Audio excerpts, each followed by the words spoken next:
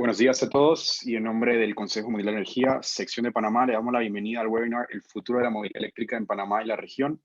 Agradecemos toda su participación. El Consejo Mundial de Energía es la principal red imparcial de líderes y especialistas que promueven sistemas energéticos asequibles, estables y sensibles con el medio ambiente para beneficio de todos. Constituido en 1923, el Consejo es un organismo energético mundial acreditado por las Naciones Unidas que representa a todo el sector energético. Contamos con más de 3.000 organizaciones miembros localizadas en más de 90 países y conformadas por gobiernos, empresas privadas estatales, universidades y centros académicos, organizaciones no gubernamentales y otros actores del sector. Nuestra misión es promover el suministro y el uso sostenible de la energía para el mayor beneficio de la humanidad. La estructura del webinar de hoy es bastante sencilla. Vamos a iniciar con una pequeña sección de housekeeping para intentar mantener el orden del webinar. Vamos a tener unas palabras de bienvenida por nuestro presidente Héctor Cotes. Seguido de esto vamos a tener la presentación del señor Rodolfo Guzmán y César García de Arthur Doolittle, que nos darán esta presentación acerca del futuro de la movilidad eléctrica en nuestro país y en la región. Seguido de esto tendremos una pequeña sesión de preguntas y respuestas y finalmente tendremos un cierre. Agradecemos a todos, por favor, mantener sus micrófonos en silencio. Este webinar se estará grabando para posterior revisión de los participantes que no pudieron asistir. Por favor, enviar sus preguntas a través del chat y trataremos de responder todas sus preguntas en vivo al final de la presentación.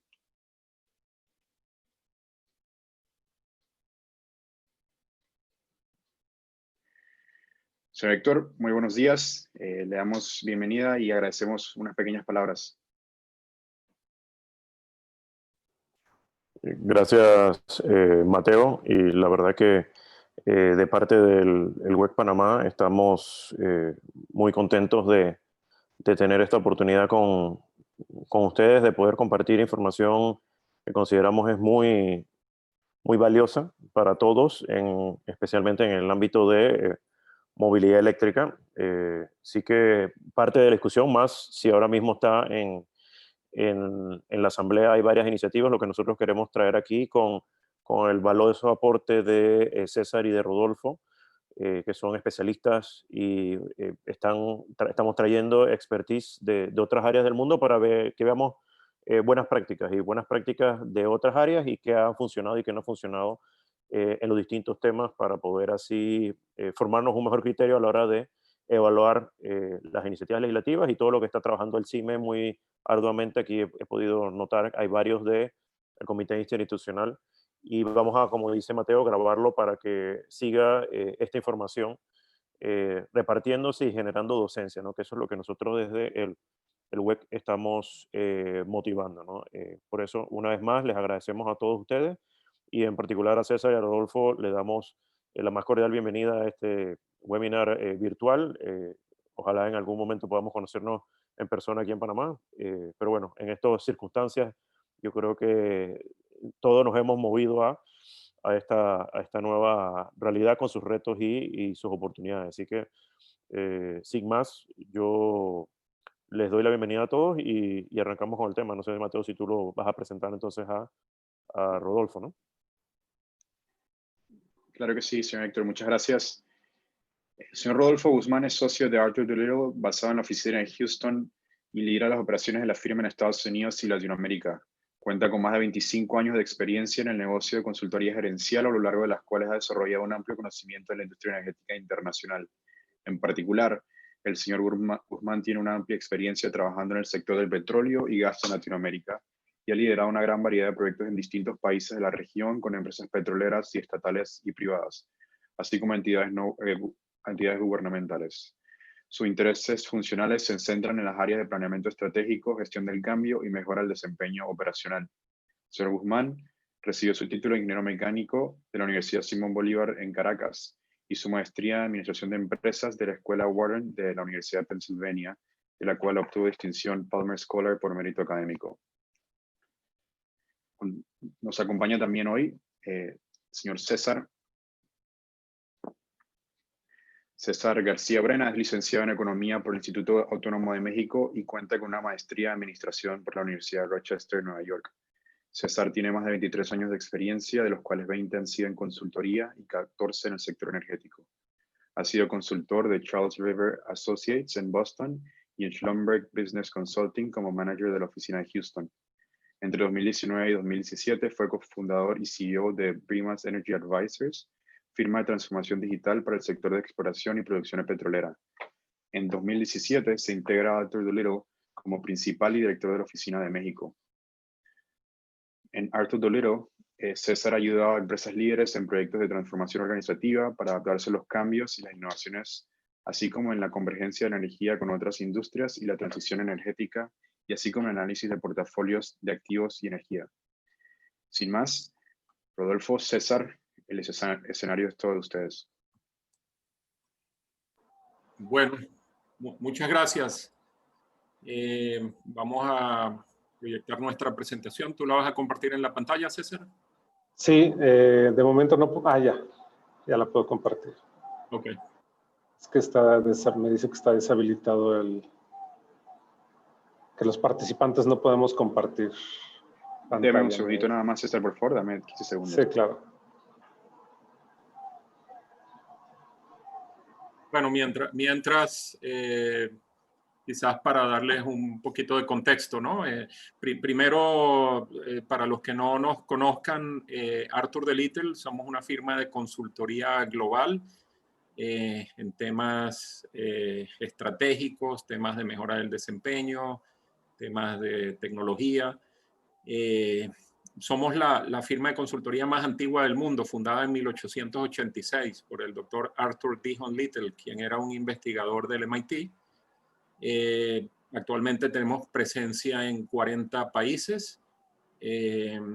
Tanto César como yo estamos en la práctica global de energía y muy enfocados en los mercados latinoamericanos.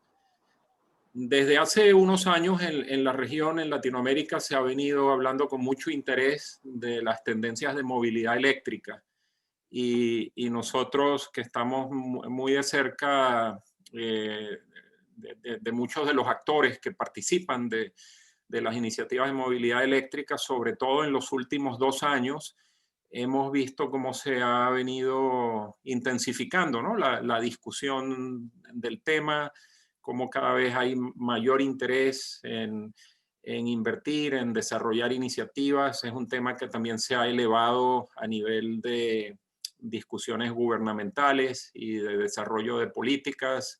Hay países que ya están desarrollando marcos regulatorios. Vamos a hablar, por ejemplo, del caso de Colombia, el caso de Chile, que quizás son algunos de los países que están dando los primeros pasos para estos desarrollos en la región. Eso nos llevó a comienzos de este año a tomar esta iniciativa de desarrollar un estudio regional sobre el futuro de la movilidad eléctrica en Latinoamérica. Siguiente lámina, por favor, César.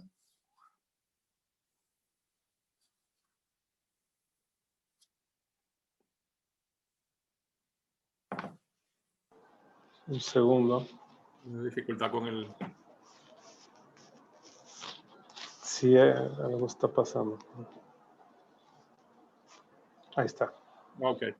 Entonces, en este estudio abordamos, primero, es un estudio que trata de entender cuál es el estado actual de la movilidad eléctrica en la región, cuáles son las tendencias y cuáles son las expectativas.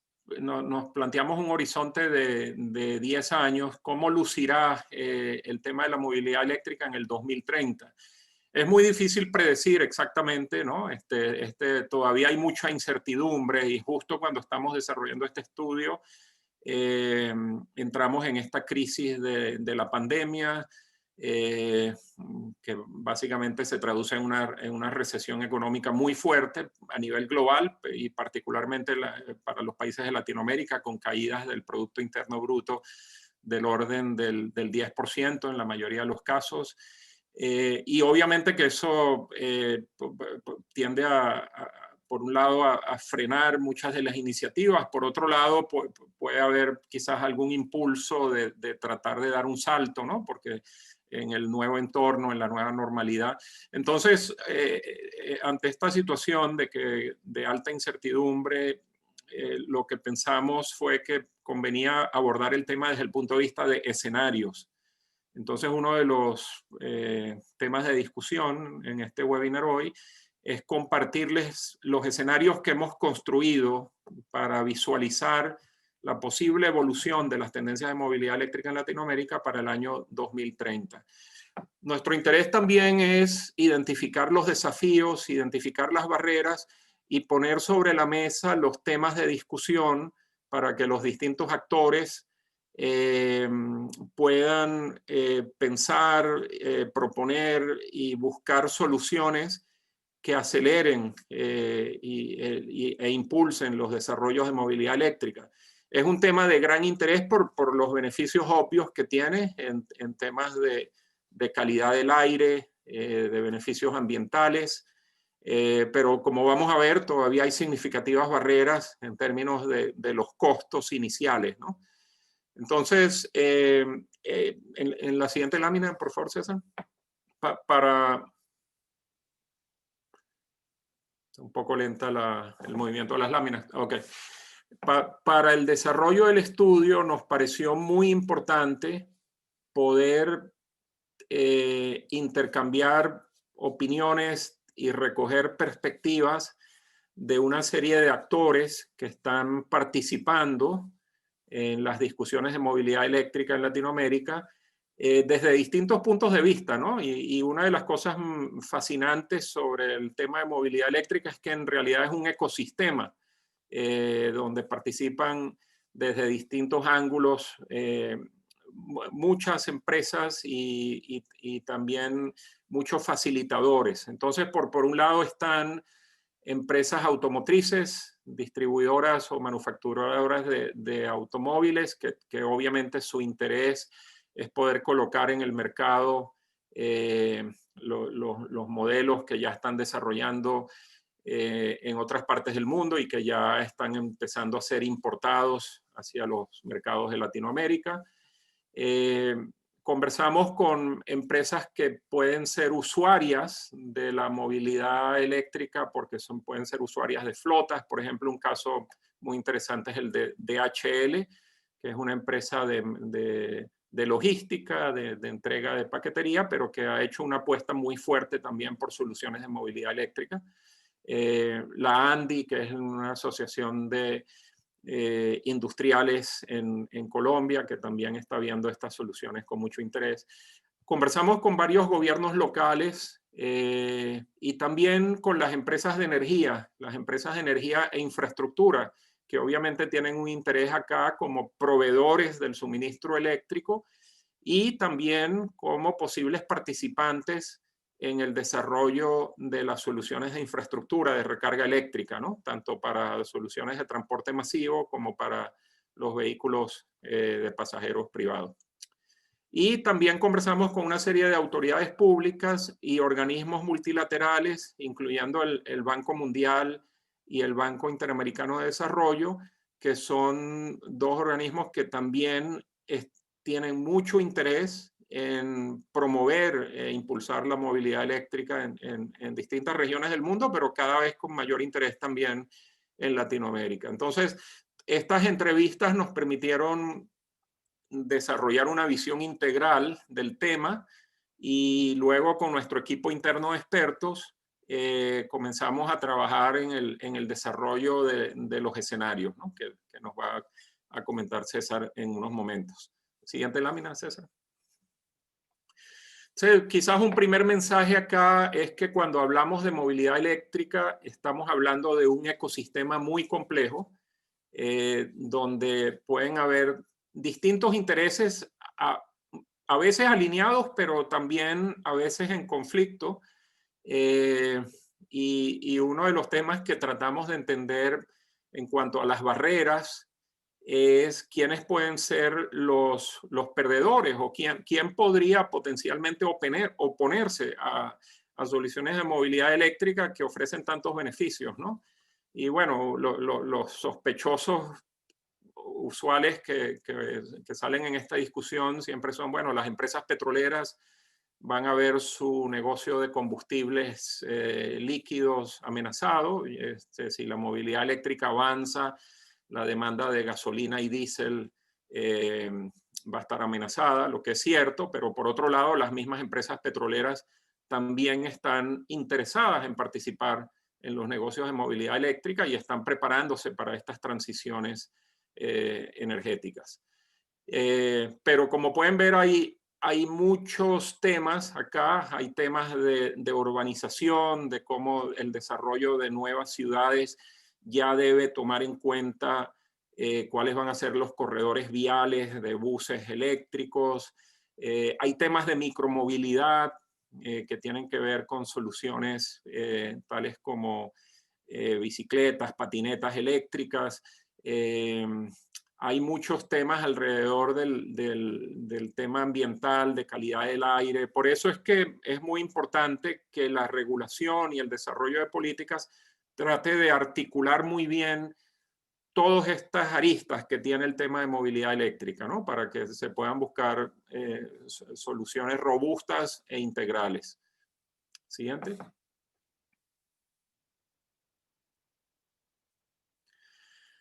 Entonces, para ponerlo un poco en perspectiva, y vamos a comenzar hablando de tendencias globales, porque, digamos, la movilidad eléctrica no es un tema nuevo en el mundo, es un tema que viene hablándose desde hace muchos años. Inclusive, cuando Henry Ford desarrolla los primeros vehículos de combustión interna, también habían prototipos de vehículos eléctricos, ¿no? Donde había participado también Thomas Edison o sea que a inicios de esta etapa de la movilidad de vehículos ya se empezaba a hablar de la movilidad eléctrica. Sin embargo, sabemos que por todo el siglo pasado e inclusive lo que va de este siglo, la solución que ha dominado es la solución de vehículos de combustión interna por muchas razones, pero principalmente por su competitividad en costos y porque han logrado desarrollar una infraestructura de suministro de combustibles que por ahora ha sido muy difícil de desplazar. Ahora, ya estamos viendo avances importantes de la movilidad eléctrica en varias regiones del mundo.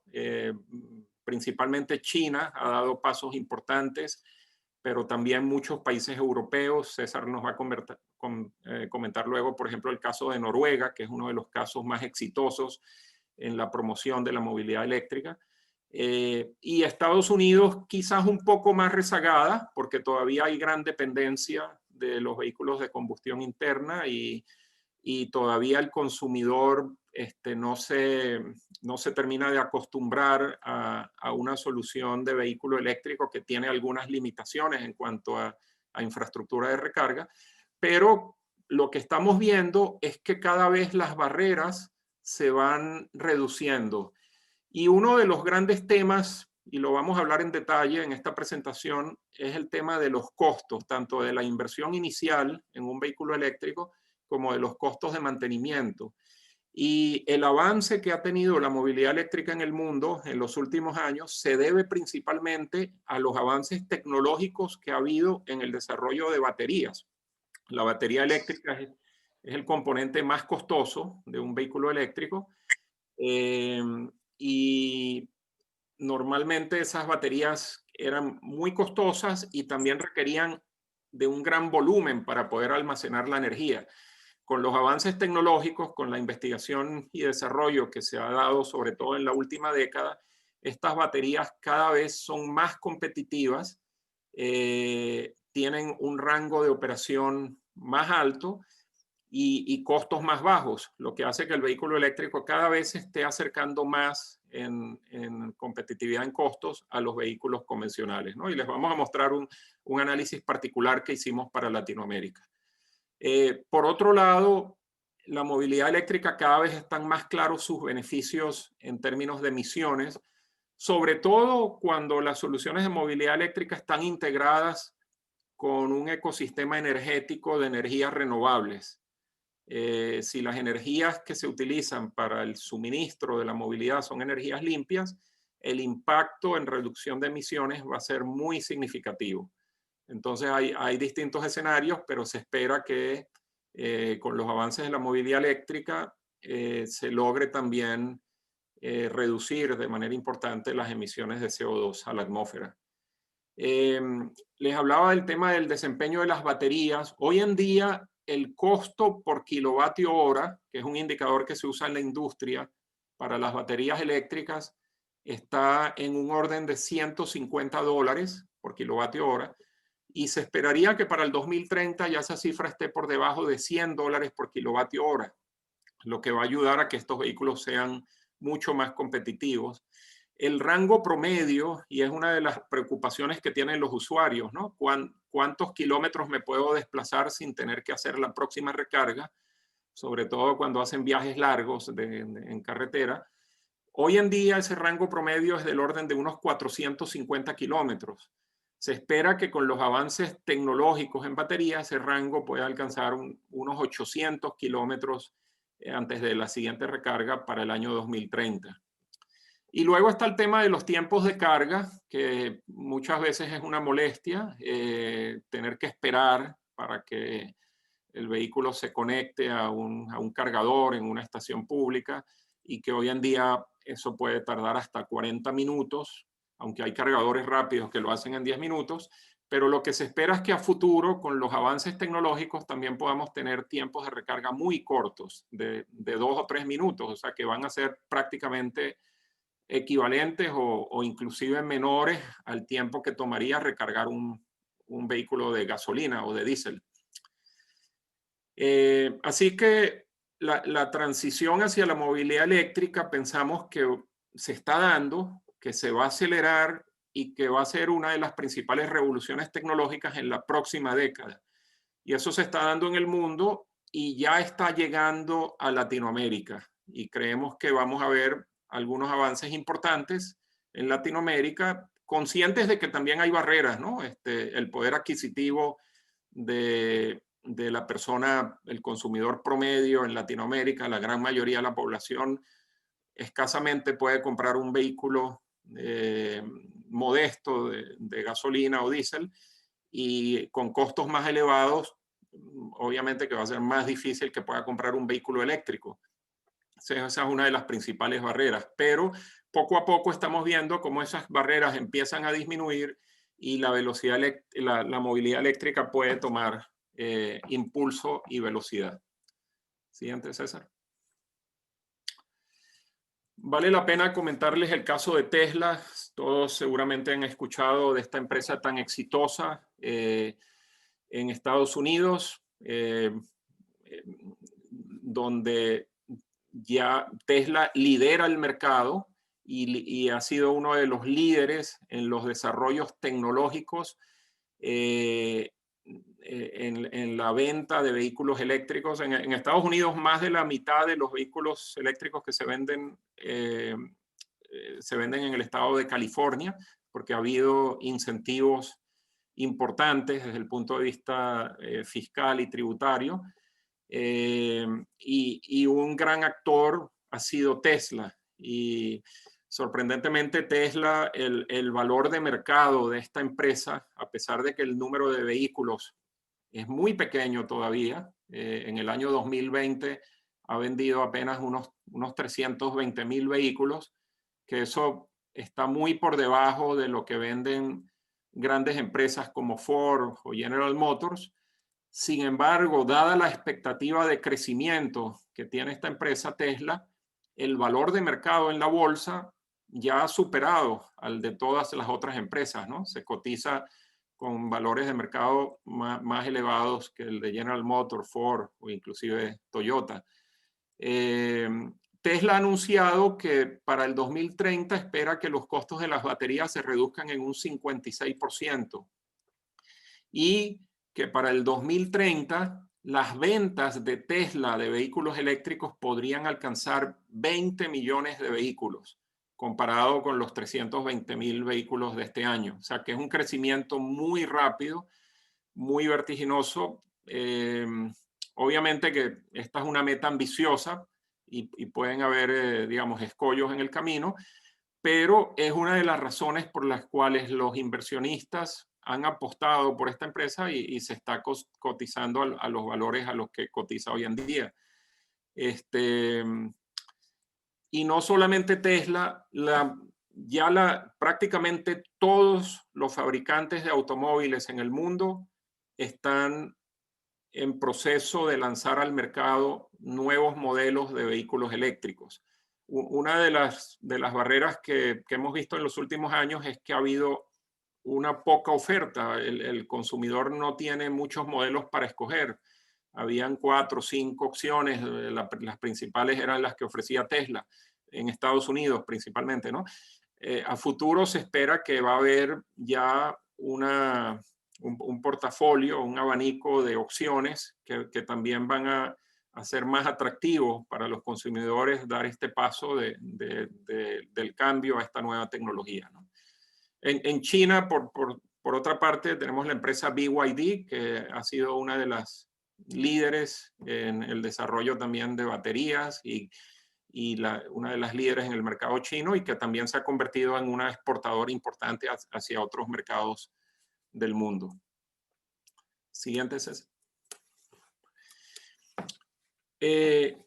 Un poco en cuanto a escenarios, si bien en el año 2020 las ventas de vehículos a nivel global han caído, y han caído por razones obvias, la gente con el tema de las cuarentenas y la pandemia están usando menos los vehículos, y todas las empresas manufacturadoras han visto reducciones importantes en sus niveles de venta, pero las ventas de vehículos eléctricos no han caído tanto y son las que se están recuperando más rápido. O sea que esta pandemia de alguna manera también puede ser un catalizador para que la movilidad eléctrica tome impulso. Y las empresas automotrices están viendo esto como una oportunidad para este salto tecnológico. Así que están dedicando gran parte de sus inversiones de capital y sus líneas de manufactura a la producción de vehículos eléctricos. La expectativa es que para el 2040, por ejemplo, ya entre vehículos eléctricos puros y vehículos híbridos enchufables esté representando más de un 80% de las nuevas ventas de vehículos en los mercados globales. Y esa cifra se seguirá incrementando. O sea que esta visión de que la movilidad eléctrica y particularmente los vehículos de pasajeros van a ir desplazando a los vehículos de combustión interna es una tendencia que ya se ve como inevitable. Este no es un caso, no es un escenario optimista ni ambicioso, sino es el caso base, ¿no? Es lo que la mayoría de los analistas y de los actores de la industria están esperando, que va a haber un desplazamiento gradual pero rápido de las soluciones automotrices. En Latinoamérica puede ser algo distinto, y eso es lo que vamos a ver en más detalle en los escenarios para Latinoamérica, pero claramente es una tendencia global que está tomando mucha fuerza, ayudada por estos avances tecnológicos. Siguiente, César. Entonces, las barreras tradicionales, y Arthur de Little hizo un estudio global hace un par de años donde entrevistamos a más de 800 actores, incluyendo consumidores en distintos mercados del mundo, y les preguntábamos cuáles son las barreras, ¿no? ¿Por qué la gente no estaba todavía comprando vehículos eléctricos? La barrera número uno obviamente es el precio, porque la gente dice, bueno, se me va a costar 50% más, ¿por qué voy a hacer ese gasto? En regiones como California o países como Noruega, lo que se ha hecho es compensar ese precio, ese costo adicional con los incentivos fiscales tributarios para que el consumidor en su ecuación económica pueda ver que pueda tener un beneficio y vea que es razonable la decisión que va a tomar desde el punto de vista puramente económico. Pero en muchos otros países, incluyendo la gran mayoría de los países de Latinoamérica, no se han dado estos incentivos. Entonces el tema del precio sigue siendo una barrera importante. La segunda barrera que mencionan los consumidores es el rango de poder operar sin recargar el vehículo. Como vimos, ese problema también se va a ir reduciendo con los avances tecnológicos. El tiempo de recarga y el que no haya modelos atractivos en el mercado. Todas estas barreras cada vez están reduciéndose porque los actores de la industria están desarrollando soluciones que atienden estos problemas, ¿no? Y ya vamos a tener soluciones muy competitivas. Así que se espera que en pocos años ya el consumidor no lo tenga que pensar mucho, ¿no? Que el vehículo eléctrico sea competitivo en costo, conveniente, confiable, le dé un buen rango de operabilidad y sea una decisión muy fácil. Se estima que para el 2025 ya se estará alcanzando esa paridad económica con los avances que van a tener las baterías. Siguiente, César. Creo que sigues acá tú, César, entrando ya en detalle de mercados latinoamericanos. Sí, claro. Gracias, Rodolfo. Pues bueno, hicimos este estudio para América Latina y estimamos cuáles pensamos que van a ser las ventas tanto de vehículos eléctricos e híbridos en todos estos mercados y lo juntamos con el estudio global que habíamos hecho. Y pues bueno, vemos que en promedio, pues América, en total de América Latina el año pasado, se comercializaron un poco más de 43,000 vehículos eléctricos e híbridos, lo cual pues incluso palidece junto a un mercado como Alemania, que vendió casi 70,000 vehículos, o Noruega, que el pasado mes de septiembre el 60% de las ventas fueron de vehículos eléctricos, y comparados con China, pues también está muy pequeño todavía el mercado latinoamericano, ¿no? Entonces, vemos que en cuanto a penetración de vehículos eléctricos, los líderes son México y Brasil, seguidos por Colombia, Chile, Uruguay y Argentina.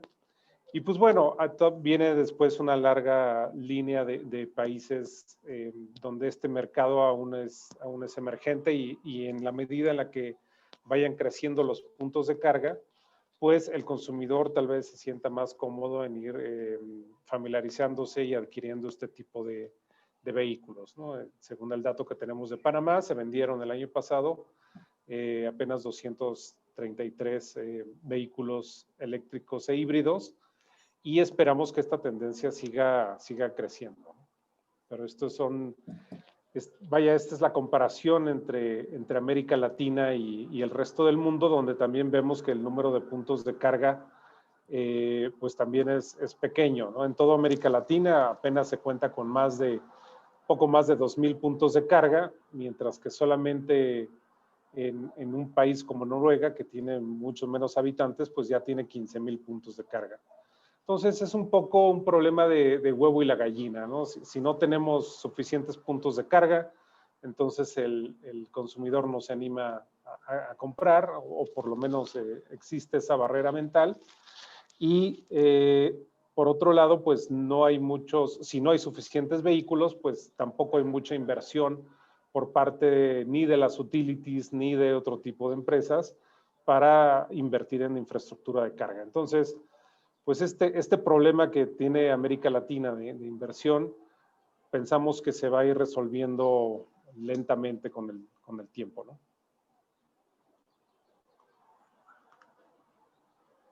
Como les comentamos, el caso de Noruega, pues Noruega es junto con Holanda, podríamos decir que son los países líderes en la adopción de vehículos eléctricos, y hay varios factores que han contribuido a este caso de éxito, no simplemente el tema del poder adquisitivo, sino también que han habido en este país muchos incentivos fiscales, incentivos a la inversión. También hay que tomar en cuenta que tienen la gasolina más alta o sea, los precios más altos de gasolina del mundo. Y esto también afecta la economía comparativa de los vehículos de combustión interna a los vehículos eléctricos e híbridos enchufables, ¿no? Entonces, por ejemplo, en Noruega, pues los vehículos eléctricos están exentos a cualquier impuesto a la matriculación y a la venta, al valor agregado, que en Noruega tiende a ser muy alto, es del 25%. También hay incentivos no monetarios. Los vehículos eléctricos, por ejemplo, pueden circular por carriles preferenciales, no pagan estacionamiento en muchas zonas públicas, en muchas carreteras tampoco pagan el peaje. Y Noruega se está fijando metas muy ambiciosas en cuanto al límite a la venta a los vehículos de combustión interna, diciendo que no quiere más venta de vehículos de combustión a partir del 2025, lo cual, pues, si vemos las cifras que están teniendo de ventas en este momento, pues no es del todo imposible de cumplir, ¿no? Otro factor que ayuda a Noruega es que, pues, tienen una electricidad relativamente barata,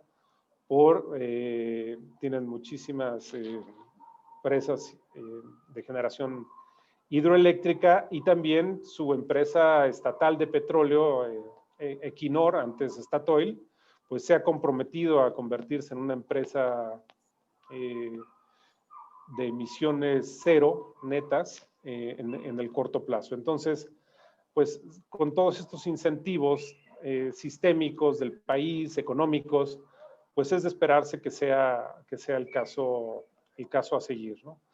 Y si bien sí son varios de los factores naturales o sistémicos los que ayudan a Noruega, pues también hay muchas lecciones de las que se puede aprender, ¿no? Por ejemplo, todos estos incentivos fiscales y también los incentivos no monetarios, y el hecho de que pues todo el país se haya comprometido a fijar metas ambiciosas, pues son factores que definitivamente influyen y que son perfectamente exportables a otros casos, ¿no? También la inversión en infraestructura de carga en este país ha sido significativa, y el gobierno ha sido un participante en este mercado. En Latinoamérica, pues tenemos algunos casos de éxito, si bien no todavía en el transporte privado, pero sí en el transporte público de sistemas eléctricos.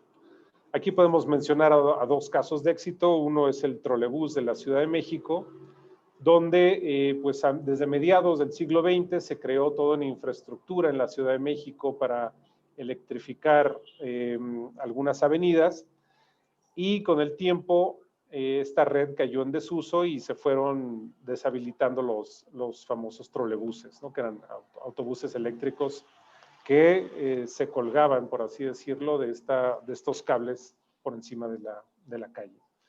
Entre el año pasado y el gobierno de la Ciudad de México ha adquirido 143 nuevos trolebuses de manufactura china, los cuales pues ya tienen una autonomía de 75 kilómetros, incluso si no están conectados a la red catenaria, y pues han sido una gran alternativa a los autobuses eléctricos, que si bien no es una tecnología de punta, pero sí está ayudando a reducir las emisiones de manera local, a pesar de que pues el origen de la energía eléctrica que los impulsa pues no es todavía 100% renovable, lo cual pues se contrapone un poco con los objetivos de la movilidad eléctrica, que al final del día es de desplazar emisiones contaminantes y reducir emisiones también locales, ¿no? De gases de efecto invernadero.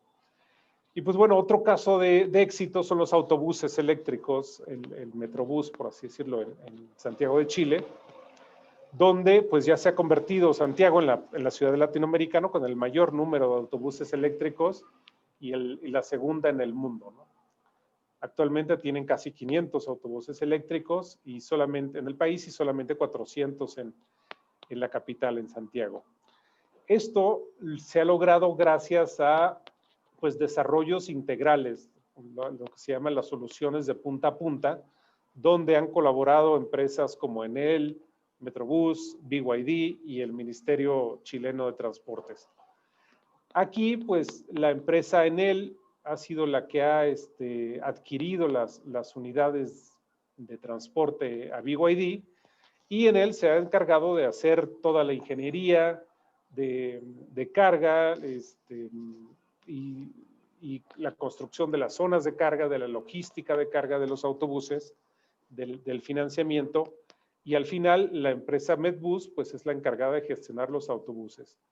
Pero este es un ejemplo de mejor práctica donde se logró integrar una solución de punta a punta, donde un solo operador es el que vaya, consiguió el financiamiento, es el operador, vende la energía eléctrica y da todo el servicio. Entonces, en la medida en que estos ejes o corredores urbanos de movilidad eléctrica se vayan integrando dentro de las redes de transporte de las ciudades, pues vamos a ir logrando más penetración de esta tecnología y menores emisiones al ambiente. Y a pesar de estos avances, pues bueno, y de que la región ya empezó una transición clara hacia la movilidad eléctrica, pues todavía se necesitan soluciones a algunos retos que tiene la región latinoamericana en común, ¿no? Uno de ellos es, y tal es el más importante, que el mercado todavía está en una etapa bastante temprana. Todavía no se ven los efectos claros de una regulación favorable de vehículos eléctricos, a pesar de que muchos países ya han empezado a hacer esfuerzos integrales en cuanto a la regulación, tales como Colombia, Chile, Uruguay y en este caso Panamá, que tienen una iniciativa en el Congreso, pero pues la demanda aún se concentra en hogares de ingresos altos y algunos segmentos corporativos para sus flotas de entrega de última milla. Entonces, pues digamos que el tema todavía está incipiente en la región. Otra barrera a la que estamos enfrentando son, como mencionaba Rodolfo, los precios altos, y eso tiene que ver con las baterías. A medida que los precios de las baterías eléctricas vayan disminuyendo, pues eso reducirá los precios de los vehículos y empezará a ser más competitivo, ¿no? Un tema importante es que, y sobre todo con la coyuntura del COVID, es que a medida que ha bajado la demanda de petróleo en el mundo, pues eso genera una baja en su precio y hace a la movilidad eléctrica pues menos competitiva, porque si la gasolina en nuestros países se hace más barata, pues el costo total de operación de los vehículos de combustión interna pues seguirá siendo, por así decirlo, se defiende, seguirá siendo competitivo, tal vez por unos años más, ¿no? A medida que logran bajarse los precios de las baterías para los autos. Otro reto importante, pues como decíamos, también es la infraestructura de carga, donde tenemos este problema de huevo y la gallina, donde pues si no tenemos la masa crítica de vehículos, pues tampoco se desarrolla un número importante de puntos de carga y todavía no se hace viable este modelo de negocio para los puntos de carga. En cuarto lugar, pues estarían los esfuerzos regulatorios incipientes, donde pues todavía no todos los países de la región, por así decirlo, tienen objetivos y metas claras en cuanto a dónde se quiere llegar en la movilidad eléctrica. Entonces, en la medida en que estos países vayan integrando leyes, regulaciones que vayan ancladas tanto a metas de emisiones de gas de invernadero, no solo...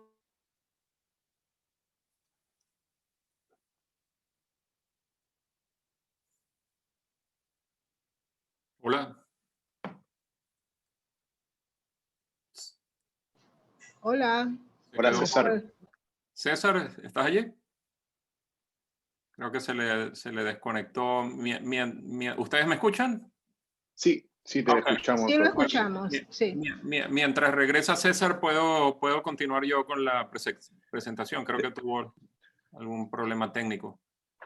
De acuerdo, le escuchamos, señor Rodolfo. Bueno, entonces, sí, para completar esta lámina, creo que César estaba hablando del cuarto punto, los esfuerzos regulatorios incipientes, ¿no? De que ahí, se le perdió él estaba proyectando la presentación. La comparto ya. Ok, de acuerdo, señor Rodolfo, de acuerdo. Sí. ¿La comparto? Ok, Sí. un segundito. Disculpen el inconveniente.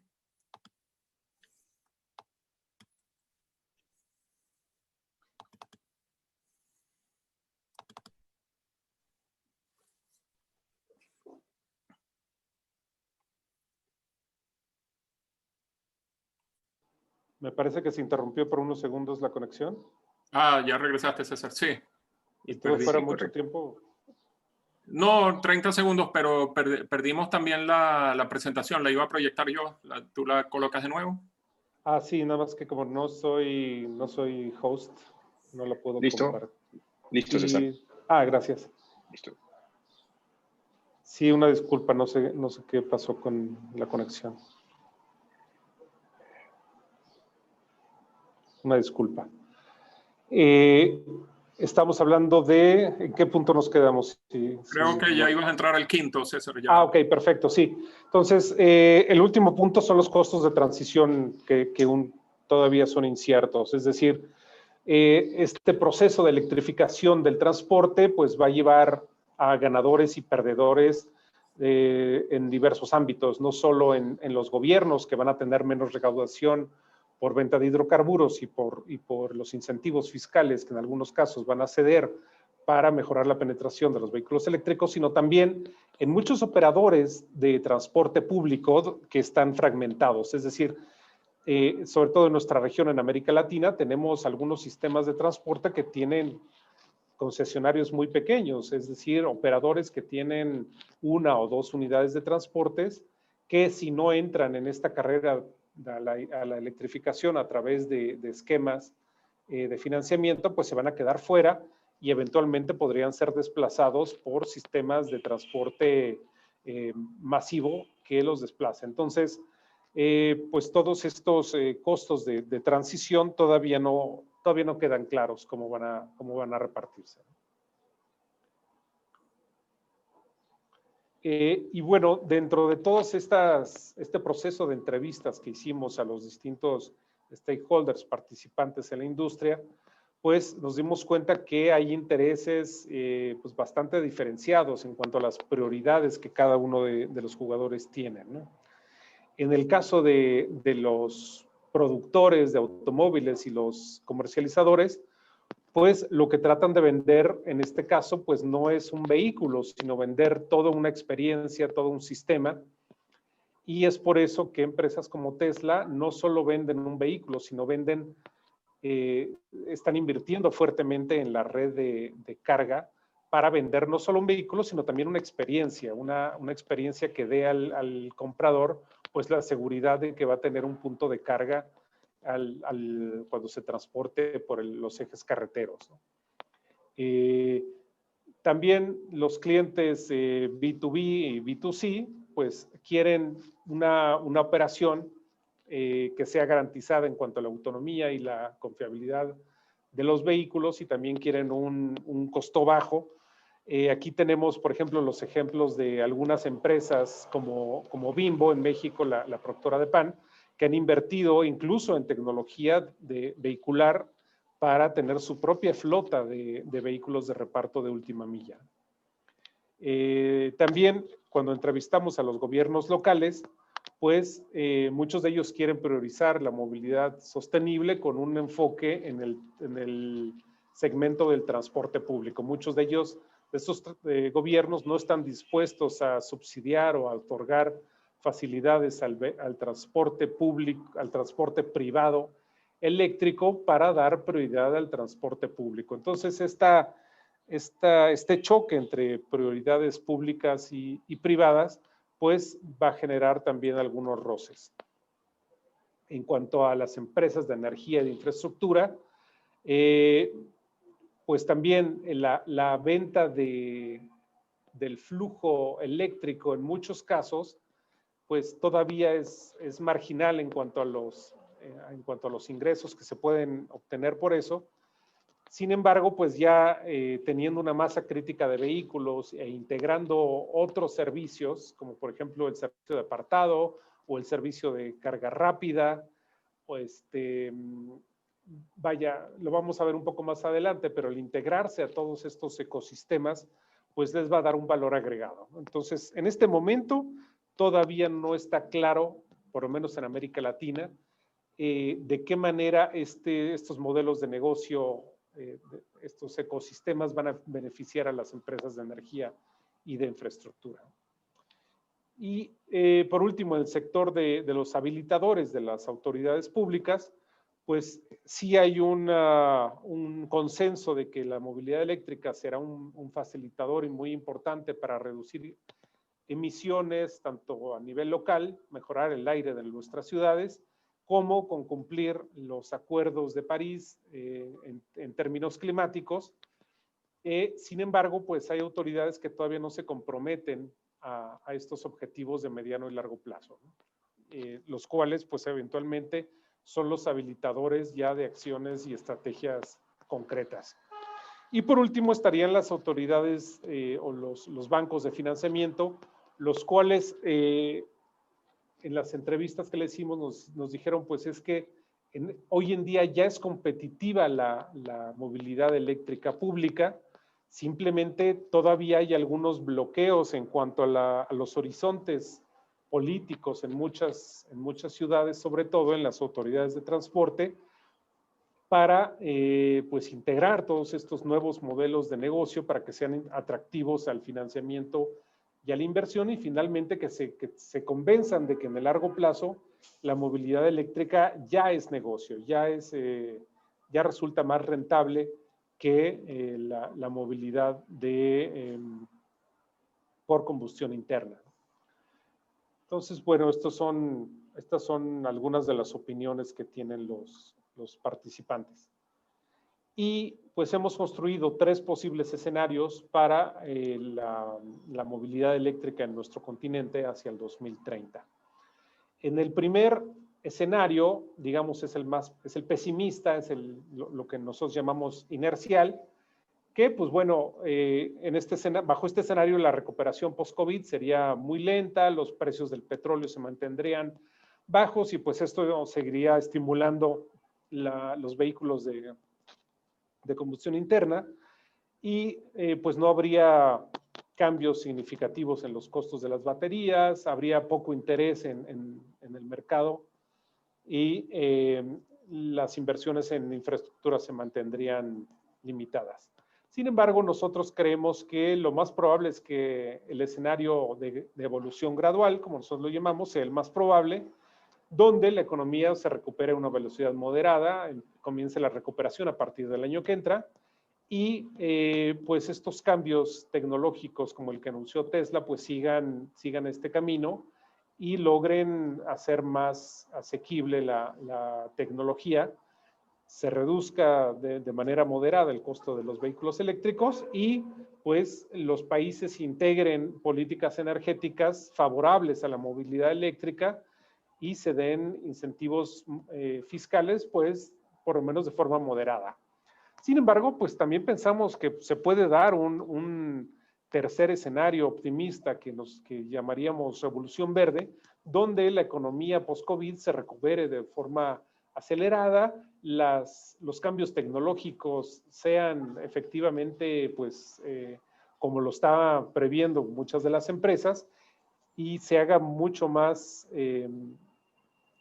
antes se logre esta paridad en la economía entre vehículos eléctricos y de combustión interna para motivar también políticas ambientales ambiciosas y se logre también un impulso importante de política pública a la movilidad eléctrica. Entonces vamos a ver cómo son las trayectorias de las ventas de vehículos eléctricos en cada uno de estos escenarios Y pues vemos que por lo menos en las cifras agregadas para las 6 principales economías de la región, pues en el escenario de revolución verde se estarían vendiendo hasta un poco más de 7 millones de vehículos para el 2030.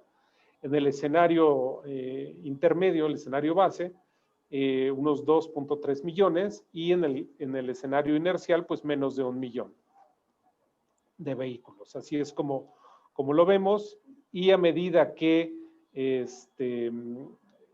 sí pensamos que este escenario de evolución gradual pues puede ser más optimista, pero en este momento mantenemos estas cifras de forma todavía conservadoras. En cuanto a la mezcla entre vehículos eléctricos y vehículos híbridos enchufables, pues pensamos que a medida que vaya, si bien al principio los híbridos pueden dominar porque todavía tienen esta facilidad de, por lo menos los enchufables, de operar también con un motor de combustión interna, pues a medida que pase el tiempo van a ir penetrando más el mercado los vehículos de batería, los vehículos puros, por así decirlo.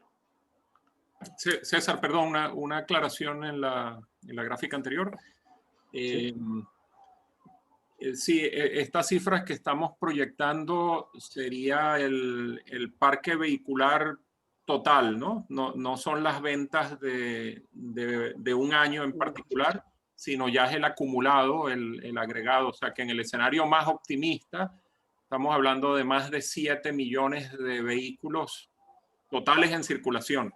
Sí, ahora, son flotas. Sí, es la flota. Ahora, esa flota es solo para los 6 países que incluimos en el estudio, que son Argentina, Brasil, Chile, Colombia, México y Uruguay. Pero como están aquí los países más grandes, sobre todo Brasil y México, que tienen un peso muy importante en la región, creemos que esto representa cerca del 80% de lo que sería la flota total de Latinoamérica. Así que es una buena aproximación, digamos, ¿no? En el estudio no pudimos cubrir todos los mercados, sobre todo porque mercados pequeños como Panamá y muchos de los mercados de Centroamérica, inclusive islas del Caribe,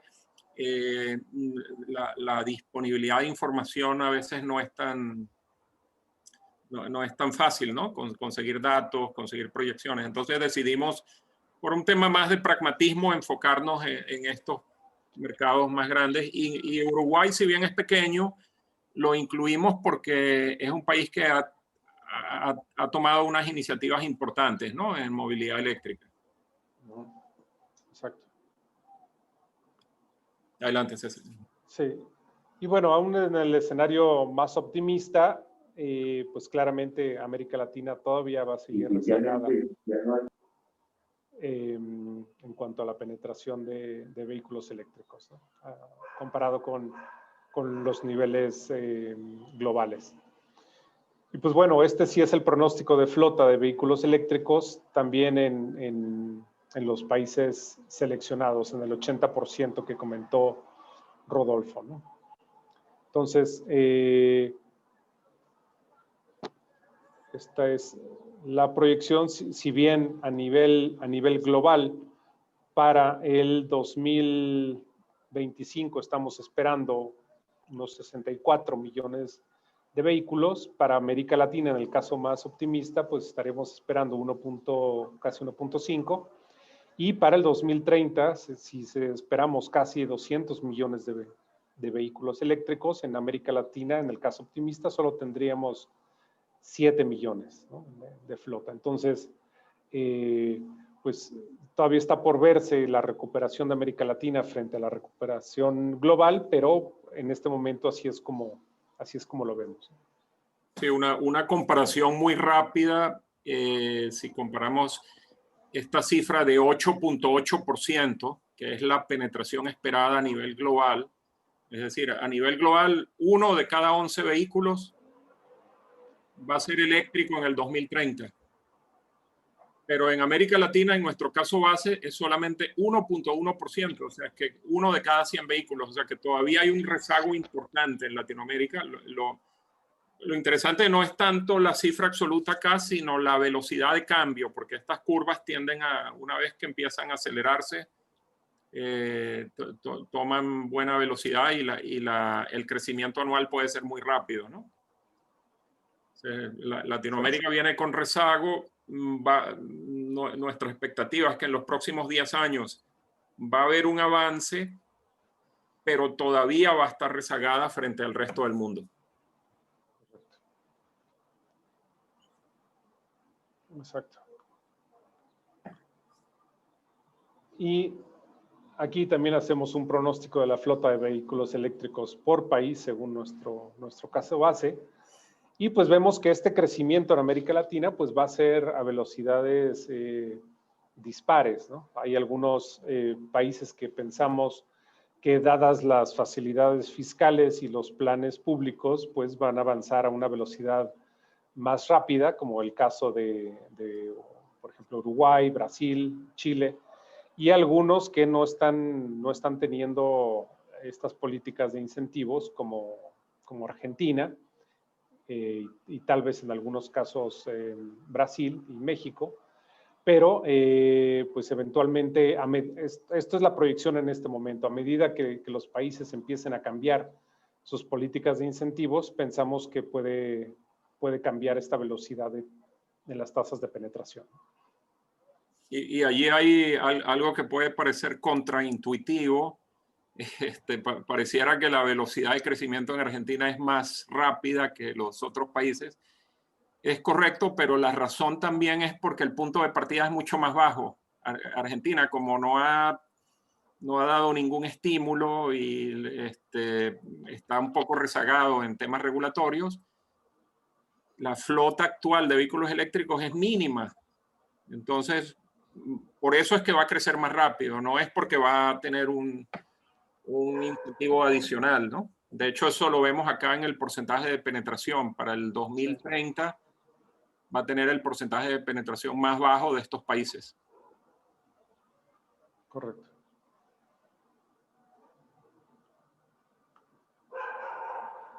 Y pues bueno, la regulación ambiental en forma de incentivos e impuestos, pensamos que también va a tener una incidencia muy importante en la velocidad de adopción. En esta gráfica ponemos en el eje horizontal qué tanto un país le está dando prioridad a la sustentabilidad de sus políticas hacia vehículos eléctricos y qué tantos incentivos se están otorgando también.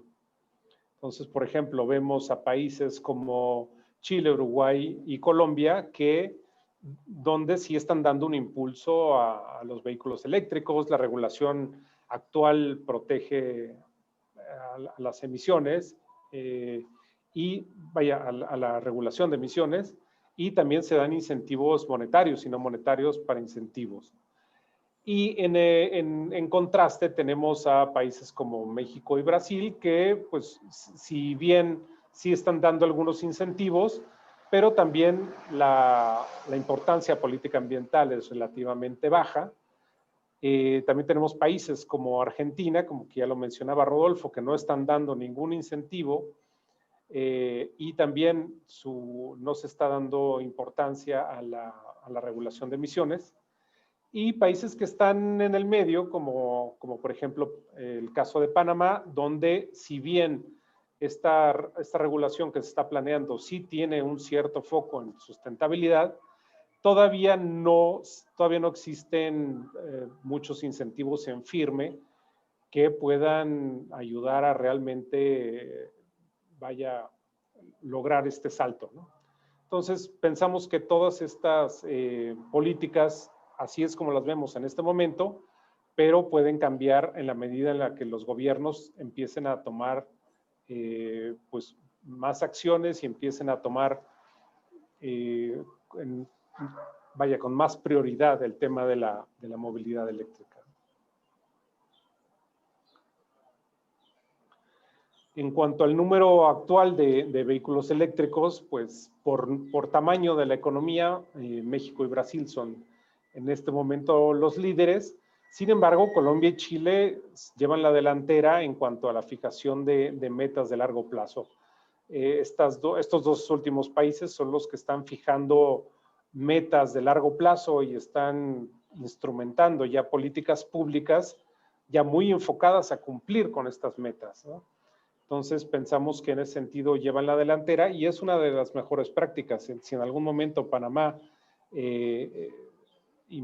decide hacer una regulación, digamos, de vanguardia, pensamos que uno de los elementos importantes va a ser el fijar políticas tanto de mediano, largo y corto plazo para que estos objetivos estén anclados a acciones, digamos, a líneas de acción y líneas estratégicas que permitan tomar acciones en el corto plazo, ¿no? Entonces, en cuanto a vehículos particulares, vemos que, pues sí, México no tiene ninguna meta, pero sí su parque vehicular, junto con el de Brasil, es de los grandes. Pero en cuanto a transporte público, pues sí, todavía Brasil y México están bastante rezegados y son Colombia y Chile los que han tomado mayores acciones. Entonces, pues esto es cómo cada país está tomando un enfoque distinto en cuanto a la fijación de políticas.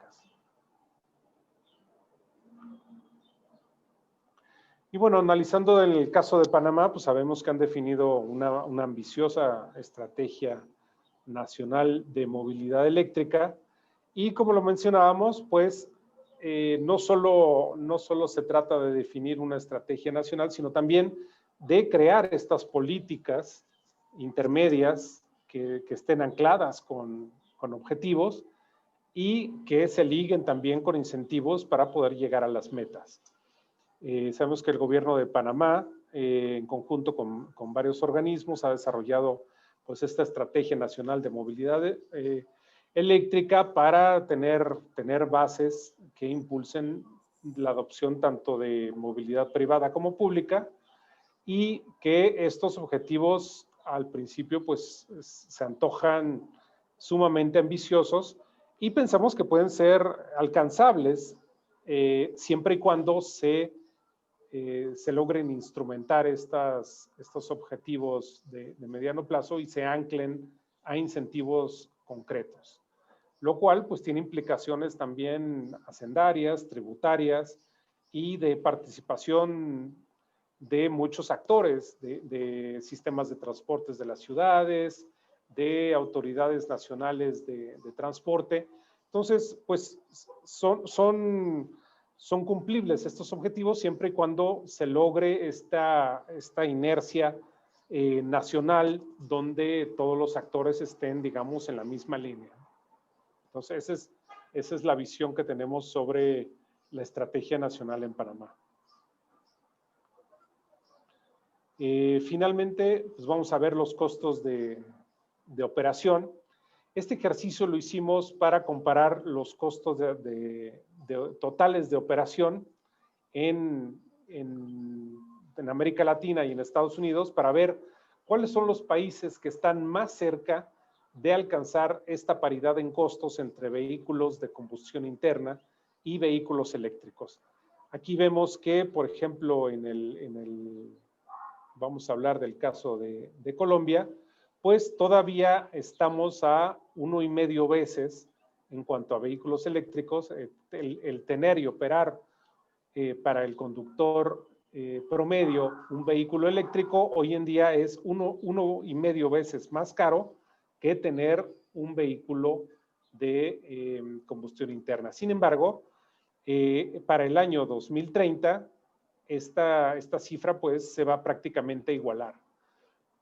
Y es más o menos lo mismo para los demás países de América Latina, excepto para Argentina, que todavía se encuentra un poco rezagado, y esto se debe por más que nada los costos de adquisición, que todavía son altos por los impuestos de adquisición a vehículos nuevos. Sin embargo, vemos del lado derecho de la gráfica el caso de Estados Unidos, donde pues ya gracias a los subsidios que se tienen, pues ya incluso en el año 2020 ya estamos teniendo una paridad en el costo de operación y para el año 2030 va a ser incluso más barato tener y operar un vehículo eléctrico que un vehículo de combustión interna. Hay un comentario, César, perdón, para un poco, creo que esta terminología del Total Cost of Ownership, el TCO, ¿no? O el costo total de adquisición y operación del vehículo a lo largo de la vida del vehículo, es una terminología con la cual el consumidor promedio no está muy acostumbrado, ¿no? La mayoría de la gente piensa cuánto me cuesta comprar el vehículo, pero falta un poco de educación y de información sobre cuál es realmente el costo promedio en la vida del vehículo, ¿no? Y esto es lo que empieza a ser un poco atractiva la ecuación de los vehículos eléctricos, porque a lo largo de la vida hay un ahorro energético importante y hay un ahorro en costos de mantenimiento importante. Y eso es lo que va a ayudar a compensar un costo de adquisición un poco más alto.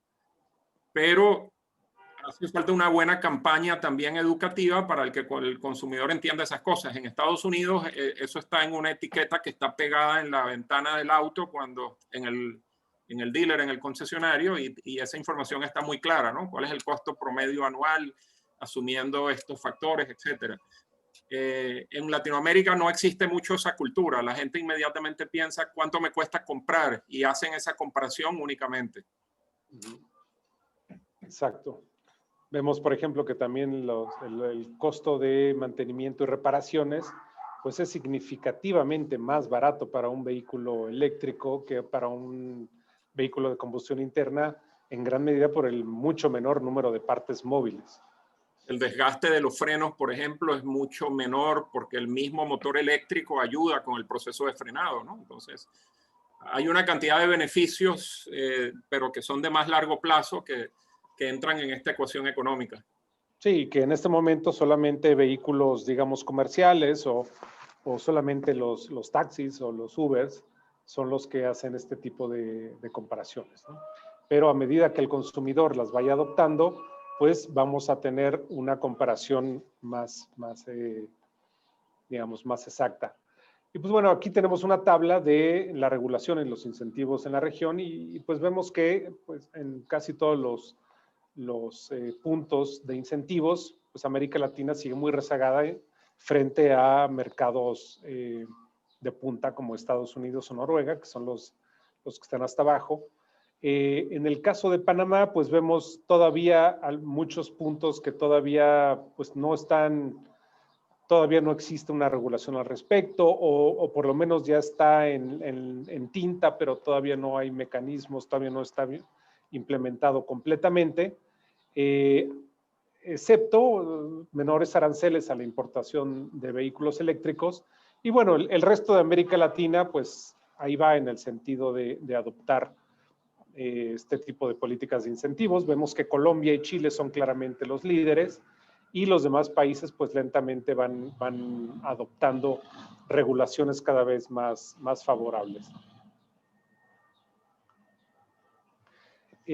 Aquí hay otra gráfica también de costos de adquisición comparada con los costos totales de operación, donde ponemos el punto de equilibrio. Aquí vemos que, por ejemplo, un conductor promedio en Argentina tendría que recorrer en este año más de 70,000 kilómetros en un vehículo eléctrico para estar, digamos, en el mismo costo que un vehículo eléctrico.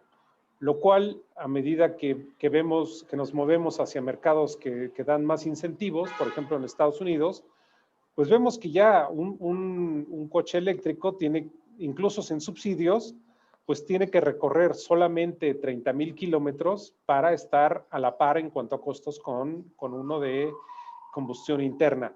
Y vemos que para el año 2030 se espera que estos números bajen significativamente para ya en el caso de, por ejemplo, del conductor colombiano, pues ya esté muy cerca de la paridad en cuanto a costos, ¿no? Y en el caso de Estados Unidos ni se diga, va a estar mucho por debajo de lo que es la distancia promedio de lo que recorre un conductor en un año, ¿no?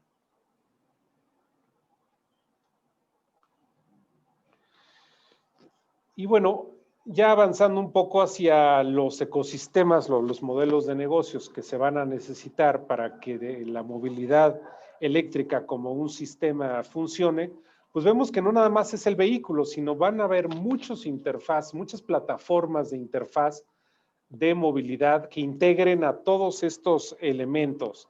No solamente es el consumidor final va a interactuar con su coche, con el punto de carga, sino también, por ejemplo, a quién le compra carga, ¿no? ¿Quién va a ser el suministrador de esta carga?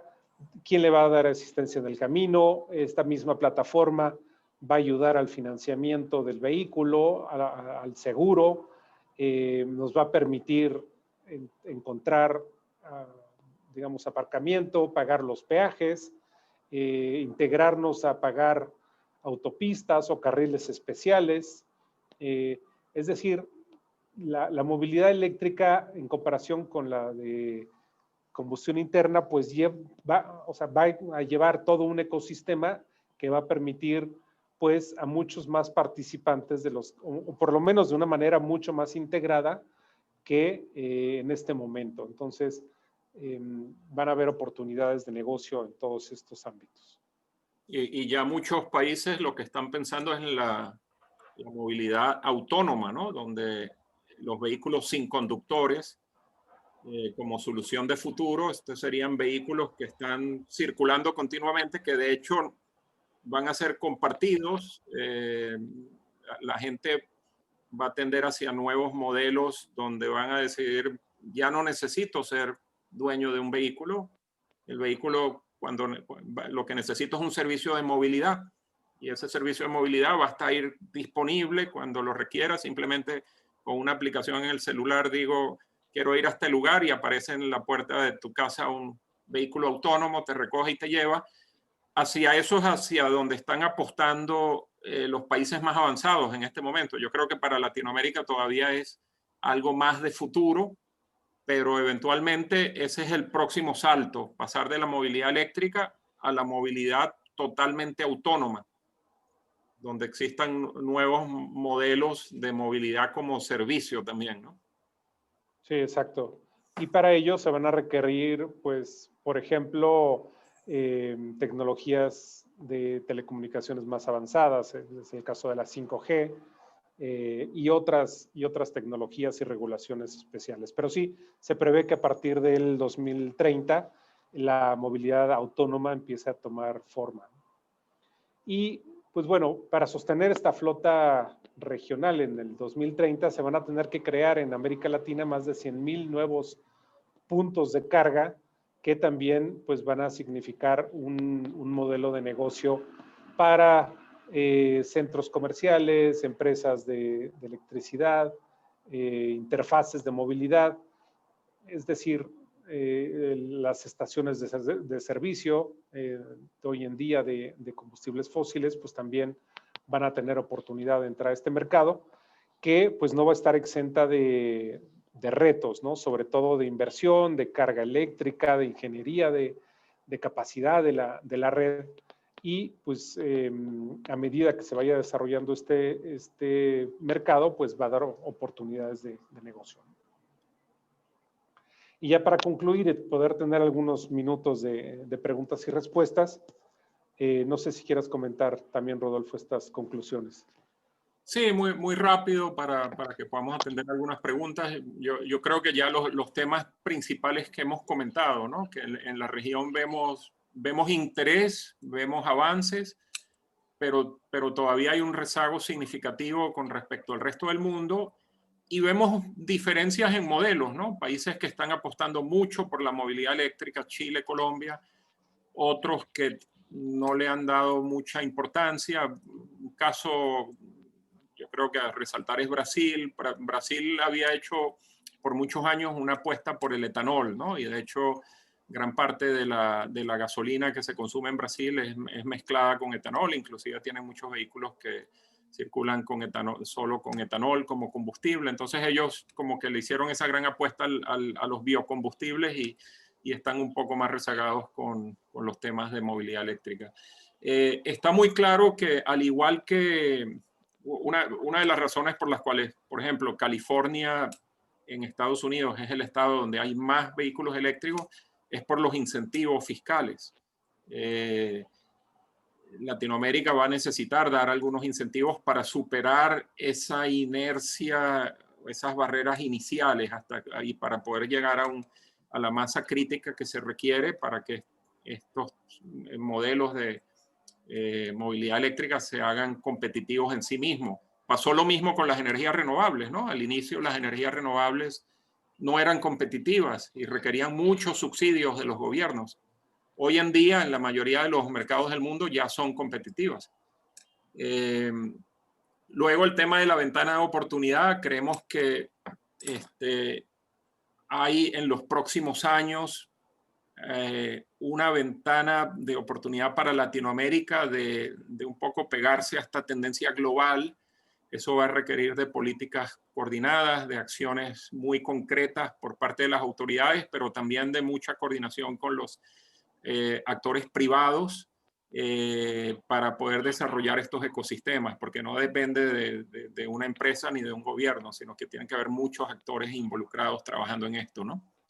Y finalmente, bueno, el tema de los modelos de negocio, quizás lo que comentaba César antes, en el caso de Chile, para el transporte masivo, el transporte público, han desarrollado unos modelos interesantes. Esto va a requerir algo de creatividad, ¿no? y de innovación, y también de gente que esté dispuesta a hacer las apuestas de largo plazo, porque sabemos que es un tema de largo aliento, ¿no? Que va a tomar varios años para ver los retornos y para ver el crecimiento en el mercado.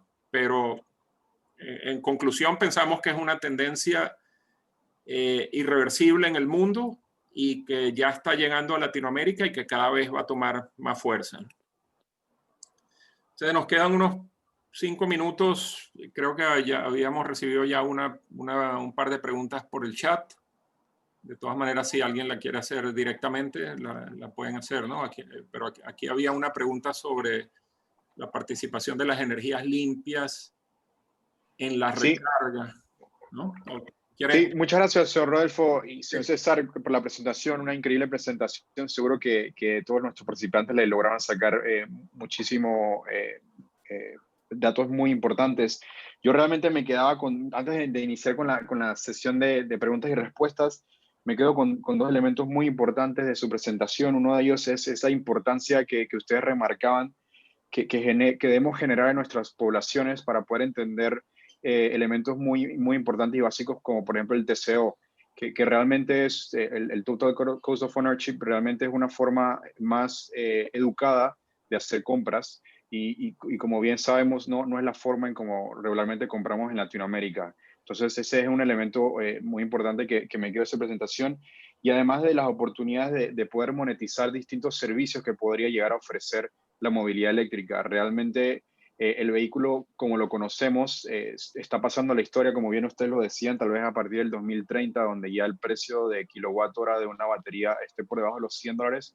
El vehículo, como lo conocemos, que es un vehículo estático que permanece más del 90% del tiempo detenido, ya pasa a la historia y podemos empezar a visualizar algunos servicios que puedan estar vendiendo los vehículos eléctricos incluso a los sistemas energéticos de nuestros países.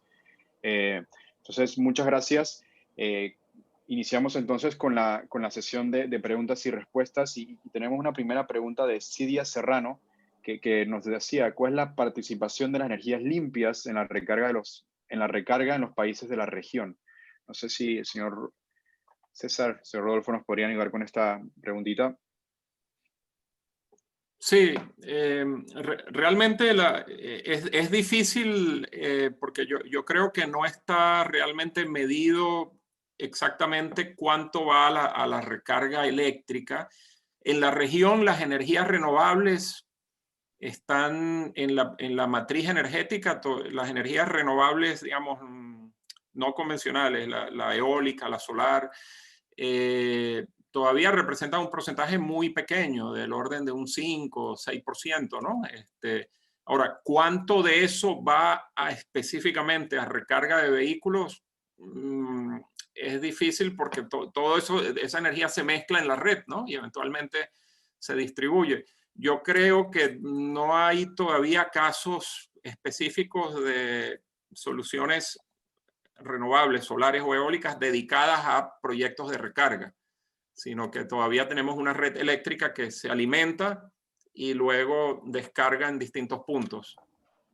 Pero en todo caso va a ser menos de ese orden, del 5 o 6%, que es lo que contribuye la energía renovable a la matriz energética, ¿no? Y seguramente que ahí es donde va a jugar un papel fundamental todas estas políticas que permitan entonces que estas energías renovables, por ejemplo, puedan ser las primeras en entrar cuando estemos desarrollando estaciones de carga, por ejemplo, para estación de carga pública, ¿no? Que de repente podríamos diseñar, incluso incentivar de forma más poderosa que estas estaciones de carga sean primeramente alimentadas por paneles solares o cualquier tipo de energía sostenible y de ser necesario entonces poder suministrar energía de la red, ¿no? Tenemos también una pregunta de E. Álvarez. ¿El tiempo de recarga podría ser un inconveniente en las estaciones de recarga? Bueno, veíamos en una de las primeras láminas que lo que se espera también es que los tiempos de recarga actuales, que son la recarga convencional, que son unos 30, 40 minutos, que para el año 2030 eso se va a reducir muchísimo, ¿no? Y pueden haber recargas rápidas de 2 a 3 minutos con las nuevas tecnologías. Entonces, es una de las barreras actuales que tiende a desaparecer también, ¿no? E incluso, señor Rodolfo, podríamos estar viendo otros métodos de recarga, ¿no? Por ejemplo, está una empresa en China que se llama NIO, que ellos están implementando tecnología de battery swap.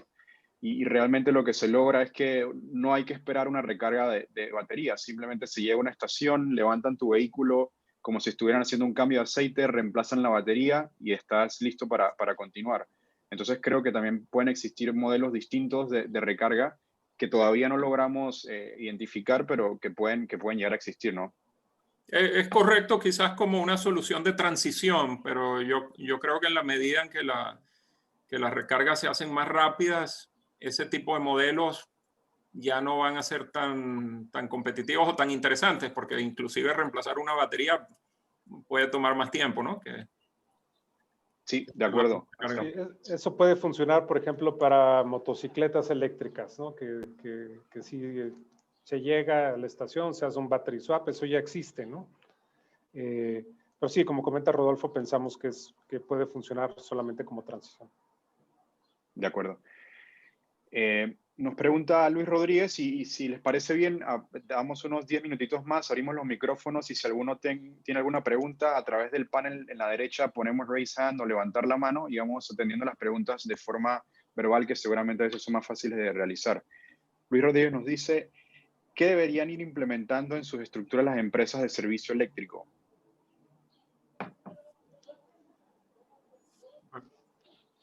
Hay varios temas, si quieres, César, para tú complementas. En primer lugar, hay un tema técnico de cierta flexibilidad en las redes y en las potencias, ¿no? Para alimentar estaciones de recarga. Hay temas de modelaje de redes que hay que entender muy bien desde el punto de vista técnico. Yo creo que las empresas eléctricas están trabajando en esos temas, ¿no? Y ver cómo van a poder distribuir energía a las estaciones de recarga, sobre todo cuando hay altos consumos, por ejemplo, estaciones de recarga para transporte público, si están llegando muchos buses a recargar y hay una fuerte demanda en un punto concentrado, cuáles son las flexibilidades que tienen que tener las redes para eso, ¿no? Inclusive a lo mejor si tienen que tener algún almacenaje local allí para... Ese es un tema. El otro tema para las empresas de servicio eléctrico es cómo participan en el negocio de recarga pública de vehículos de pasajeros. Y hemos visto muchas que ya están invirtiendo, posicionándose en ese segmento. En algunos casos, creo que, por ejemplo, algunas empresas en Colombia dicen, bueno, con la simple venta de la energía, no voy a recuperar esta inversión, entonces tengo que vender un servicio. Entonces pueden cobrar un poco más, a lo mejor por el tiempo de la recarga o un cobro adicional al consumidor. Entonces esos son modelos que se están evaluando también, ¿no? No sé, César, sigue. Sí, claramente en cuanto al modelo de negocio y la integración, pues ya deberían empezar a integrarse a plataformas, o incluso a tomar posiciones dentro de puntos estratégicos, carreteros, o puntos de recarga del transporte público para, digamos, posicionarse como los proveedores, los primeros proveedores en esos lugares. Claro que también, ya lo estamos viendo en algunos mercados como en Estados Unidos, ya empiezan a salir quejas de los pequeños operadores de puntos de carga, de que los grandes operadores o las empresas eléctricas están empezando a monopolizar los mercados, de que dado que cuentan con más, digamos, recursos para hacer estas inversiones, que son bastante fuertes, pues están instalando puntos de carga en todos lados y eventualmente se puedan convertir en un nuevo monopolio. Entonces, ya empezó ese debate en algunos mercados, ¿no? Y seguramente uno de los elementos más importantes, no sé si estarán de acuerdo Rodolfo y César, es la importancia de la interoperabilidad. Pueden existir, por ejemplo, en Estados Unidos un caso interesante donde existen cientos o tal vez estos cientos, pero tal vez una docena de distintos proveedores de servicios de recarga y no siempre están, no funcionan de forma, o no son interoperables. Que a diferencia de Europa, por ejemplo, ellos han hecho un trabajo mucho más importante en ese sentido, y Holanda específicamente ha logrado una interoperabilidad casi completa en todos sus sistemas de recarga, y esto lo que beneficia es al usuario final como tal. Realmente un usuario de Tesla puede cargar su vehículo en alguna otra estación y de forma viceversa, en forma inversa también. Entonces creo que el tema de interoperabilidad es un elemento muy importante que hay que considerar para nuestra región también. Totalmente. Sí, exactamente. Sí, nos pregunta Juan Manuel Lucero. ¿Podrían comentar sobre el valor de reventa de los vehículos eléctricos? Un tema interesante cuando las baterías cumplen su vida útil y son vehículos que deben tener un alto kilometraje. Bueno, pues en este momento se estima que después de unos 5 o 7 años, es un proceso gradual este deterioro de la batería, por medio de 5 o 7 años, pues ya un vehículo eléctrico solo tiene el 80% de la capacidad de carga, ¿no? Por lo menos su batería. Entonces, sí, claramente se va a convertir en un problema cómo reciclar todas estas baterías, si se envían a reciclaje, si hay un mercado secundario, si se mandan a granjas de baterías eléctricas para dar estabilidad a la red, si se integran como baterías domésticas para ahorrar energía y eventualmente apoyar a la red. Es decir, es algo que todavía no está bien definido qué es lo que va a pasar, y claramente las nuevas tecnologías están apuntando hacia que la batería tenga una vida útil más alta que el mismo vehículo.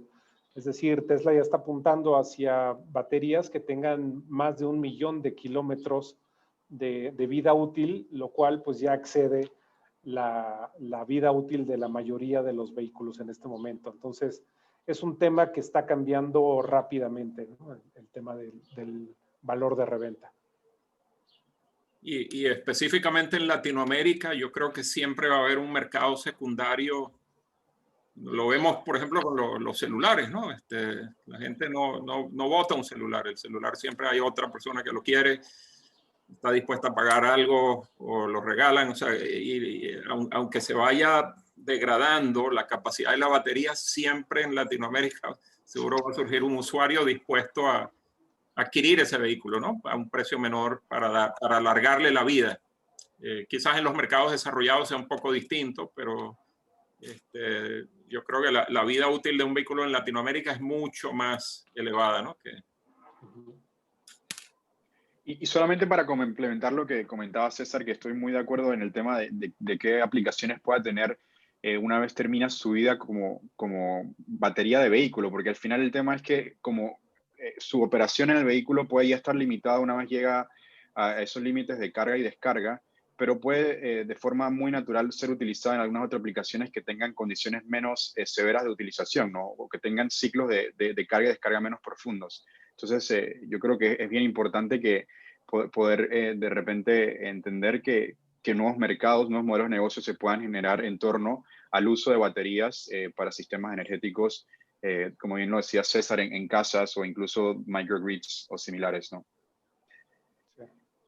Nuevamente, Cydia nos comenta, aunque el mantenimiento es menor, ¿quién le dará mantenimiento a estos vehículos? ¿Es necesario una capacitación específica?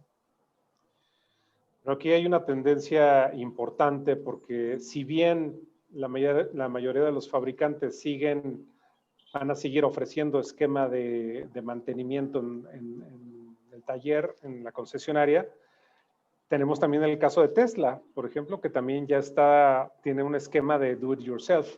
Ya vende kits donde si hay algún propietario de vehículo interesado en la mecánica, pues pueda darle mantenimiento en sí mismo a su vehículo, ¿no?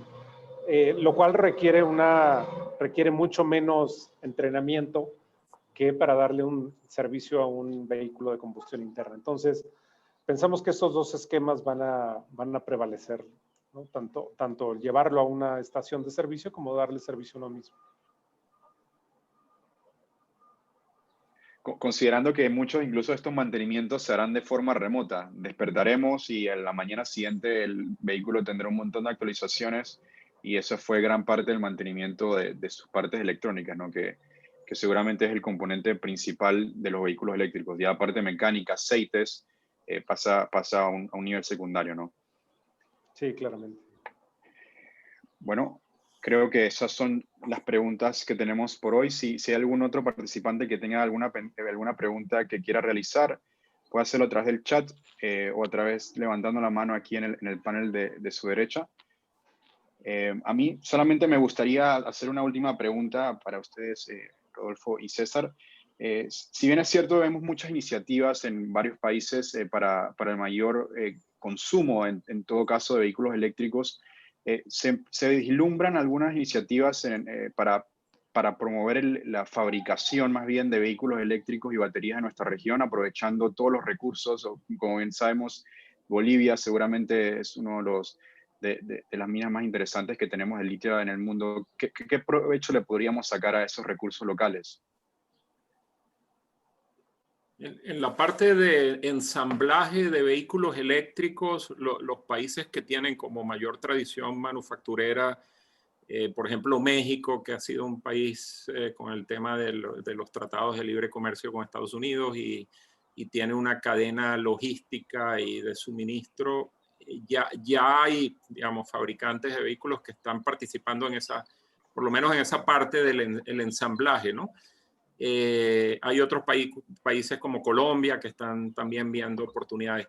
Específicamente en baterías, no estoy muy seguro, César, si conocemos de iniciativas concretas. Si es, como dices, Bolivia y otros países suplidores importantes de los minerales, los metales, pero no hay cadenas productivas, ¿no?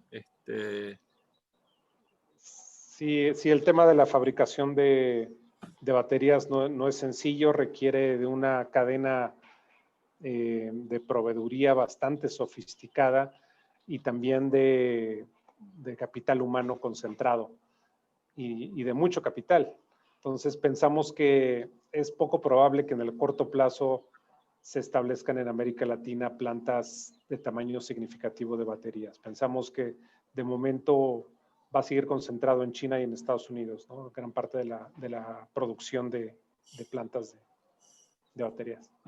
Sí, al final del día, un poco la pregunta es qué es más fácil, ¿no? Transportar el mineral bruto o transportar la batería. Entonces, creo que los centros de producción de baterías tienden a establecerse en sitios más cercanos a los mercados, ¿no?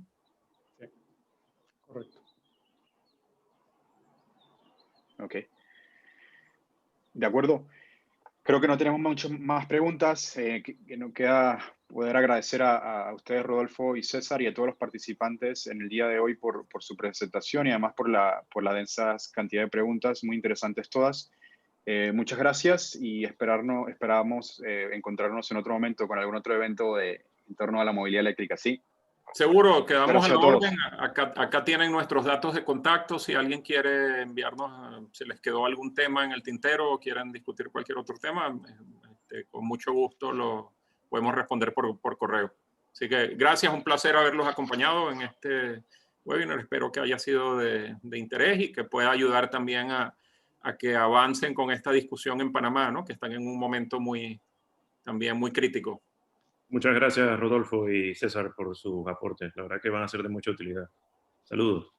Muchas gracias. Luego, gracias. Hasta luego. Gracias. Feliz Chao. día a todos. Gracias.